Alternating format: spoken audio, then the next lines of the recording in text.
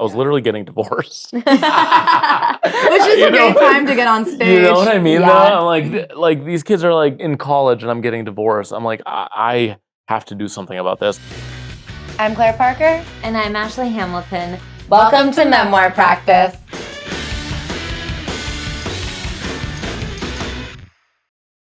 We are the self-proclaimed foremost experts in the world on celebrity memoirs, so we are here to use all of our knowledge for good.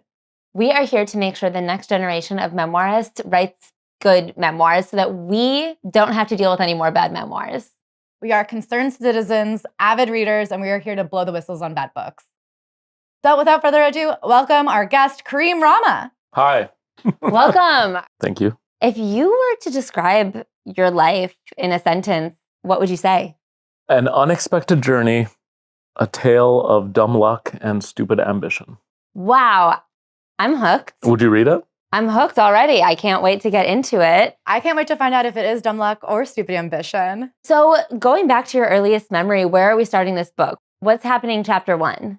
We're starting it in my driveway Okay. in St. Paul, Minnesota. I'm playing with chalk, but I'm a mute. I don't speak because I speak Arabic, but not English. Oof.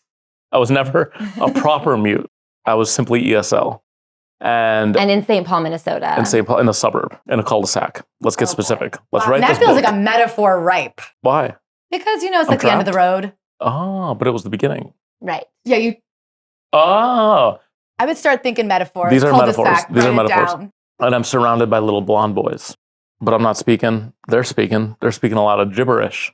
Right. Nobody knows what they're saying, not even each other. They might know what they're saying. Oh, okay. Their names were Mike, Jimmy, Molly, Steve, Brian. I mean, they were on the same page. My name was Kareem. Didn't make a lot of sense. But I'm having a good time, you know? And that was happy. That was joyful. That was good. And then flash forward a little tiny bit, and I'm getting my ass beat on the bus for being a mute and crying at home and saying, I don't want to go. And was this like your first day at school, or was this a recurring? Like every day, my mom told me I would come home crying because I got beat up on the bus specifically. At school, I think I was just chilling, like under the radar. Just don't worry about me. I'm just here. I'm a ghost. Was there ever a moment where you started to feel like you fit in, or was it just like, get through school? This was occurring in preschool Wow. and Little kindergarten. kids are kicking Yeah. your ass. That's Yeah. crazy. Preschool, I dropped out because I was crying so much, and the teachers kicked me out. They're like, this kid's just crying. And I don't know if they didn't have ESL back then. I did start learning English and kind of reading the lunchroom, aligning myself with not the bullies, but the ones that weren't being bullied. Right. Because there was like the top of the food chain, which is the cool bully. Yeah. And then there's like But then there's like the fun guys. the fun guys that are like accepted and they're around. Yeah. And so I was like, I'm going to go in that zone. So you successfully are able to get yourself situated socially at school. Did anything else happen to you as a little boy that like stands out as maybe traumatic or upsetting? I saw a kid drown. Whoa. He was my age. I think I was like 8 or 9, and we would spend summers in Egypt. We were in Alexandria, and the waves were huge. Red flags, like literal. Yeah. Like they had the signs on the beach that said like, red flag, don't go in the water. And then this kid went in, and he didn't come back. And then his dad jumped in to like try to save him, but he was already dead. Yeah. Do you feel like that had an impact on you, or is that just like you're like, well, that was one horrible thing? No, I think I literally became a man.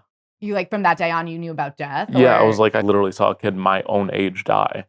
Like, for some reason, there was like kind of a lot of people on the beach, and everyone just started to like grieve. And like the dad was like holding the baby, like kid, and like crying. And then like all these people were like crying.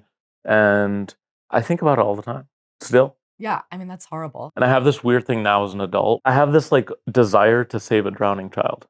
Oh. Like when I see a lake, I'm like, I'm ready. Like if I'm walking over a bridge, I'm like, I'm literally ready. I'm always ready. Do you know CPR? Okay. But I can get them out. Okay. I should learn it. Yeah. But no, I'm ready to. I think that would make you like, I'm ready to jump double in red. at Okay. a moment's notice.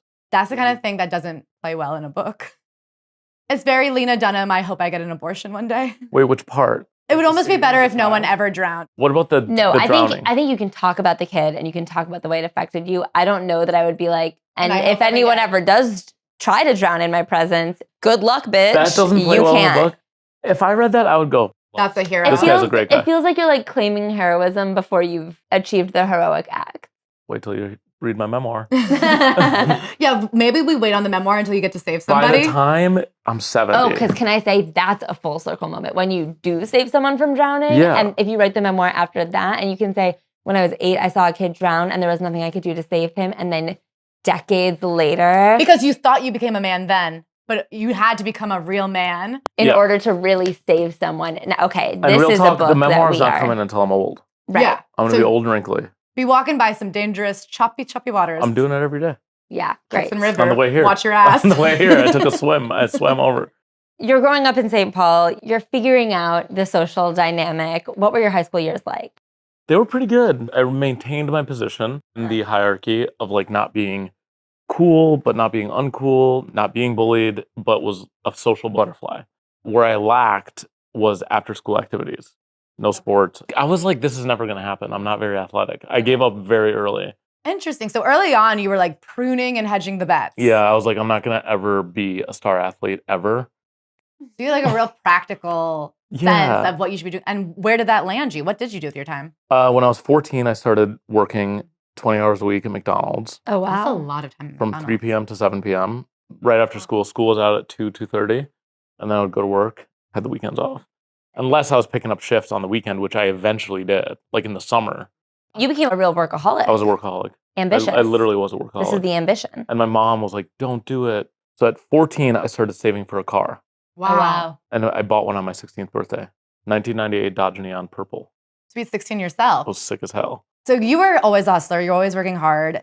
You're now obviously in like entertainment and hosting. Did that come up in your personality at all? Or were you like quiet, a late bloomer? No, at work, I was very much so myself, and I was keeping myself entertained. You could argue that I was keeping customers entertained, although I don't think that they were very entertained. But at McDonald's, I worked the drive-thru, so I had the intercom, and I would just, sneak in funny words. And then I would like put snowmen in the drive-thru, and then cars would have to avoid it unless they wanted to kill the family of snowmen that I'd created. What which a I thought trolley was funny. problem.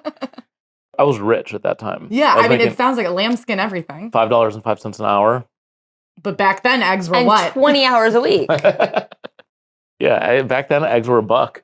So- Gas was like $1.20. I was filthy rich. I had all this money. I got a fake ID to go to the casino to double my money. Wow. And did you? Yeah. And I bought There's 20-inch an angle. rims. Bought 20-inch rims for the neon. Oh my God. I love that you were just investing smartly. My dad was like, where'd you get this money? I was like, I work at McDonald's, dude. Fuck off. Oh, yeah. So all of this was to buy my freedom, by the Yeah. way. Right. Suburban freedom is being able to get around without Yeah. asking permission. Exactly. These are my main jobs. McDonald's, busboy at the yacht club, and then telemarketer. I mean, I worked from 14, arguably, until 33 when I decided to become what I am right now. So you've been working. I've been working. I don't know that I would call that dumb luck, but I would ask the question, was there ever a moment where you like set your sights on the goal of comedy, entertainment, NYC. NYC? No way, man. My family was poor, and I remember recently thinking about how like I could only put $5 of gas in my car, and it was fucking freezing, negative like 35 in Minneapolis. There was no thought in my brain ever that I would do anything beyond live in Minneapolis or St. Paul. There was no dreams. I had no dreams. I was focused on tomorrow. You seemed incredibly practical. I'm practical. I still am practical. Yeah. Yeah. Like you didn't have dreams to like go fuck around after school. You had dreams to like go make money and get a car. So then how'd you get here? So dumb luck. I got lucky and got an internship at an advertising agency. And I walked in the office. I said, I want to be an account executive because I was watching Mad Men. Okay. And they said no, It said, you're not an account type. but you can stay the intern. Well, they were like, you are going to be the intern in a new department called search engine optimization and social media. And so that I consider really lucky. That's Truly, just timing. yeah, right place, right time. I was already like really good at the computer. So you're becoming probably one of the world's leading SEO experts as an intern. No, literally. I know. I'm not even I'm not kidding. being sarcastic. I'm not kidding either. It was the number one SEO company, like I think in the world. Yeah. Number And one, where is this based out of? New Brighton, Minnesota. Okay. Wasn't even in the city. I went to Europe once at age 24. Okay. And then I went back to Minnesota. I was gone for like 6 weeks. And I was like, I need to get the hell out of here. It opened up your eyes to the world. You said it's bigger than Minnesota. Yeah, I was like, So where'd you go? I went to New York. Had you ever been to New York before, or you just picked it? I'd been like 2 or 3 times, but I had no friends here except for one guy that had just moved here a month before I did. Did you move here with a purpose, or was your plan to just like get to a city? I was like, I'm gonna get rich. I came, I wore a suit. I had no job, but I had a briefcase and a suit. I was watching Mad Men. Right. Did you like know what kind of job you wanted, or you were just like, I'll walk around with a suit until someone says, boss, get in here. You're late for the meeting. I don't know what I was thinking, man. It was wool suit and it was May or June and it was fucking hot. And I had a briefcase and there was nothing in it. And my goal was to like join a startup. Who else wears suits but startups, famously? And dress for the job you want. Yeah. If you read my emails from that period, they were the most cringe, disgusting, desperate, awful emails ever written. Okay. Can you like give us an outline of what might have been in one of these emails? Hello, hiring team at Warby Parker. My name is Kareem Rahma. I moved here 1 month ago to pursue a job at Warby Parker as customer service associate. I've been just sitting in my apartment for a month waiting. Copy paste, Kickstarter, Etsy, no name startup. And then this most pathetic part, this email went on forever. And then at the end it said, here's what some people would say about me. And I had about 5 or 6 quotes. I actually can't believe this didn't work. No, it did. I got a job at Vice. But you were doing customer operation. No, at Vice I got a real job. I got a job called Associate Director of Global Marketing. What? Dude, I was using the email template for everything. Every company, I probably sent out 15 emails a day. Just like a dad would tell you to do. It's good advice. But I think they were desperate. And that's where the luck comes in. So it's like ambition and then luck. But it was like, I mean, it was amazing because all of a sudden I had 70 new, I wouldn't call them friends. They were mean to me. Associates. Oh my God, wow, we just realized something. It was like going back to spoke a different language. Wow. I was a Midwestern guy wearing a freaking suit. That briefcase. is a different language. Wow, we really had a breakthrough in this room. So for the teacher to become is a great. student is really nice for me. This is great. So then you were in Vice, and then I was at you Vice. So it were worked. the account executive, Associate Director. of associate Global Marketing. director. The reason I was lucky is because they were like expanding rapidly. It was like the moment. And I interviewed on Friday and the guy was like, hey, sure, we're going to hire you. So you start on Monday. Wow. Can you bring your own laptop? We don't have one for you. And then they had me at a desk that was not a desk. It was just a piece of wood. So I sat at the piece of wood. And I also had no idea what I was doing because I had no business being an associate director of global marketing. And were you like a fan of Vice going in? I had no idea what it was. And like people would have died for this job. Yeah. I was qualified. I was a good enough bullshitter. Yeah. But I believed what I was saying. But all those jobs are bullshit. You just have to believe what you're saying. Yeah. And so like people were like, oh, this guy's really smart. And I was like, but the ideas were good. Do you know what I mean? Yeah. Like Yeah. they were good ideas, but they were just made up. I got made fun of a lot for a long time. People At there Vice, were not. they were were making not, fun of you? Yeah, they were not nice. But then everyone was like, oh, this guy's really like a nice Midwestern. Like people started really liking me because I was like silly and goofy. But the first maybe month I didn't talk. Whoa. Wow. Mute. I know. Wow. So interesting. The cul-de-sac, you know? Until I like kind of changed my style a little bit and I got a little more confidence, kind of understood. So at Vice, is this where you learned about like comedy, entertainment? I was pitching ideas. Okay, so I did take an improv class, Okay. Which one? UCB 101. I was like, oh, maybe I'll be on-air talent or something. Like maybe I'll do comedy. And so at the same time at Vice, I started pitching ideas for shows. They all got rejected. I never got my time to shine. And then I got poached to work at the New York Times. So I worked there for a couple of years. And then I was like, time to pursue my dream. I know enough people now to start my own company. And so I did.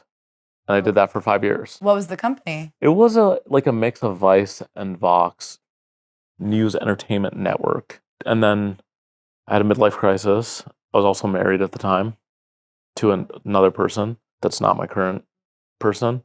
And I had a midlife crisis and I was like, I don't think I can do this for the rest of my life. How old were you? I was 33. You're not giving yourself a lot of time. Jesus year. Yeah. It was really stressful because faking it till you make it in another organization, I feel like is not that hard. Right. Faking it till you make it in your own organization is very hard, I think, especially when you're the boss. I like burnt out. I was working so hard and I was like, maybe this is not actually it. But I realized that I hadn't stopped working since I was 14. I never took a break, never took a breather, never considered what I want to do. It was just always like get as much money as possible. And then I had a moment.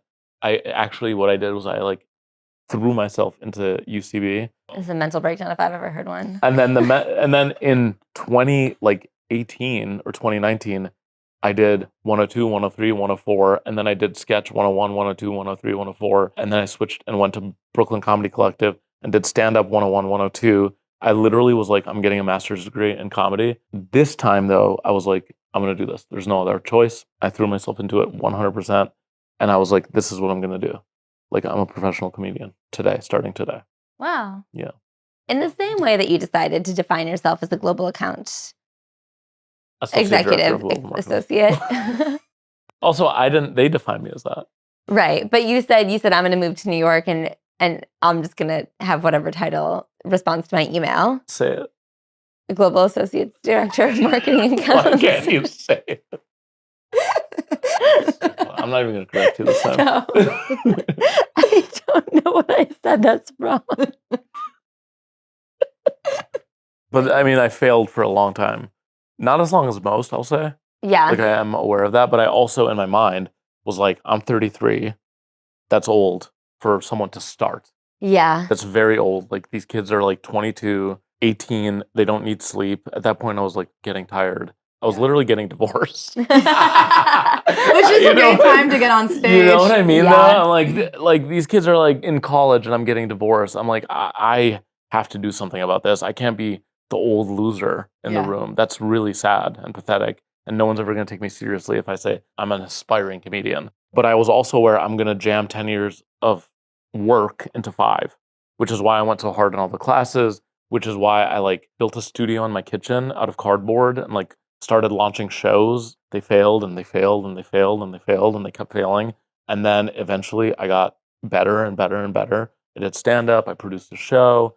I mean, I just went fucking crazy. Then I did Keep the Meter Running, and that worked really well. This guy, New York Nico, who's like successful, and he DM'd me and he's like, I think your videos are so funny. Have you ever written a movie? And I go, of course, I've written several movies. I literally go, Several. Several. I was like, of course I know how to write scripts. What? And I'd only written like sketches at UCB. And I was like, of course I have. And he was like, oh, I really want to write this movie. He gave me a premise. I sat down. I wrote the movie in 72 hours. So it's luck and ambition, but like it really is ambition over luck because any moment that any door opened, you were like ready to sprint through it, like fastest kid in school style. There's this Joan Rivers quote from her documentary where she says, everyone who comes out to LA, if they stay long enough, they get an opportunity, but it's the question of if they're ready for when that opportunity comes. Joan Rivers is right. I always say be at the right place at the right time, but in order for you to be there, you have to be there. Yeah. Yeah. And it got into Tribeca, which is Wow. cool. And it premiered on the internet on Vice. Huge. Cool. Full circle. Full circle. And then Keep the Meter Running was a big hit. And then I was like, I don't want to make this an internet show because I think it should be a longer show. And I was also paying for it. And I was like, it's too much money. I mean, it's a lot to keep a meter running. It's a lot to keep because I was paying the full meter. Yeah, plus the Meal meals. and the crew. And then in the meantime, I was like, what do I do now? And You said the subway is only $2.90. yeah, the subway's only $2.90. I had bought the equipment for Keep the Meter Running. I did get lucky. I will say that was pure luck, is that Keep the Meter Running was a hit, and then Subway Takes was a hit. And that is lucky.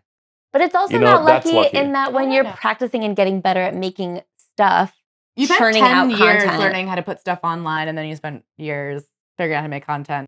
It's not that lucky for something that's high quality to do well. I don't know, man. I think it's pretty lucky. I just think it's lucky.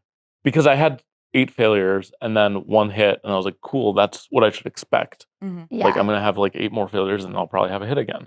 And then immediately was another hit. Yeah, and that is where I'm like, I feel lucky and grateful that that has happened. Has becoming a father changed your relationship to your career? It's made me work harder and be even more practical and say no to a lot of stuff. Like every opportunity, I kind of have to like put through my head, like, is this worth leaving the house for? Is this going to get in the way? Like, there's a lot more consideration outside of like myself. I don't know that I would call that luck. Okay, but I think you keep the dumb luck because that's your Midwestern coming through. That's your vibe. Your vibe is like, me, I got a hat on. And Is that the vibe of this? Well, right now you so have a hat on. I literally do. Yeah, you really do. undeniably so. Wait, is that a Midwestern like saying? Is that something what people say? I kind or of is feel like did there's you like a make this up? hokiness I think to the there's a Midwest hokiness. that's It's like a I'm hokey. I'm full hokey. You originally titled An Unexpected Tale of Dumb Luck and Stupid Ambition. And I feel like negating yourself twice, it's dumb, it's stupid, I don't even know, like is very Midwestern. I don't know. Can I push back? Dumb luck. Right place, right time. I think a lot of it was right. Like, it's like, Can I tell you, this little humility thing gonna play great in the book. I'm not It's gonna go great. no, I'm not doing a humility thing. Okay, so it's dumb, it's stupid. Do you have a title? Working it out, because you're working a lot. That's good. And you're like figuring it out. That's good. Yeah. The real question is, would you guys read this book? I would. Yes. And I'd say I'd give it more time. I feel you haven't hit the climax yet. I think you're right. Yeah. I think that we've set up some patterns, and I'm excited for them to come forth. Yeah, you're still pedaling into the third act. I bet Okay, you good. show up somewhere new and you go, I don't speak this language, and then you. Like, I like this. That makes me excited. That makes me very excited.